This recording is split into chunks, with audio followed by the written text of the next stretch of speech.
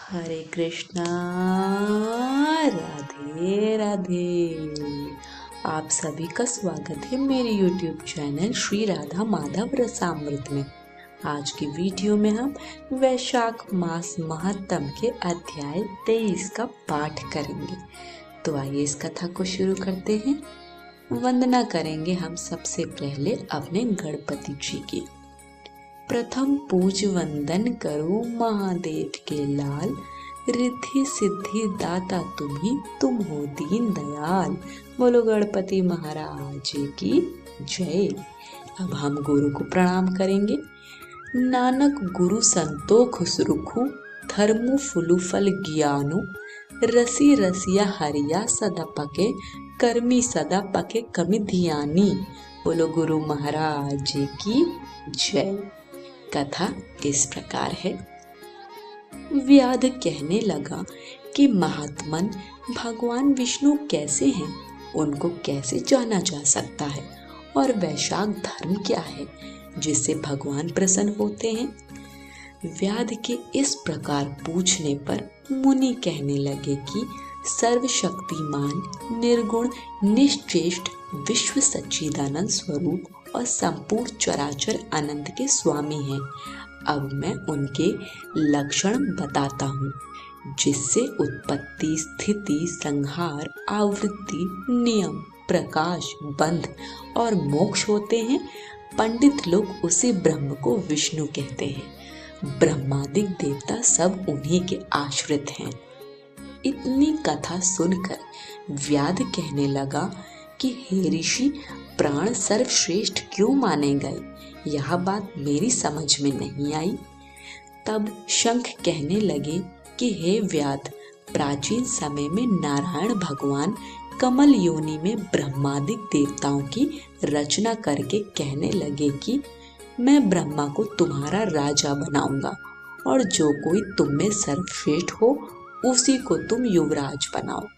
जब देवताओं ने यह बात सुनी तो आपस में युवराज बनने के लिए सब विवाद करने लगे, और जब कुछ निर्णय ना हुआ तो फिर भगवान को जाकर कहने लगे, भगवान, हमको तो कोई भी सर्वश्रेष्ठ दिखाई नहीं देता, इसका तो आप ही निर्णय करिए। भगवान ने हंसकर कहा कि मेरे विराट रूप में से जिसके निकलने से शरीर गिर पड़े और फिर प्रवेश करने से शरीर खड़ा हो जाए, वही सर्वश्रेष्ठ है। तब जयंत भगवान के पैरों से निकल गया तो वह शरीर पंगु तो हो गया परंतु गिरा नहीं।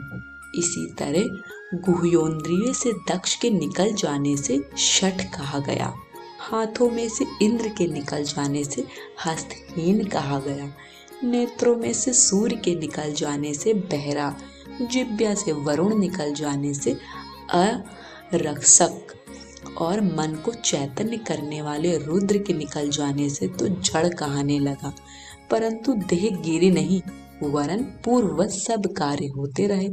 मगर फिर प्राणों के निकलते ही देह गिर गई और उसको भूत कहने लगे।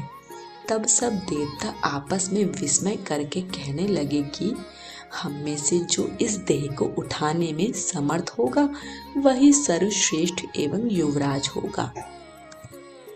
सबसे प्रथम जयंत ने पैरों को प्रवेश किया तो पंगुपन तो हट गया परंतु शरीर उठा नहीं। दक्ष गुहेंद्रिय द्वारा प्रविष्ट हुआ, इंद्र हाथों द्वारा, सूर्य नेत्रों द्वारा, अग्नि वाणी द्वारा, रुद्र मन के द्वारा प्रविष्ट होने पर भी देह उठी नहीं।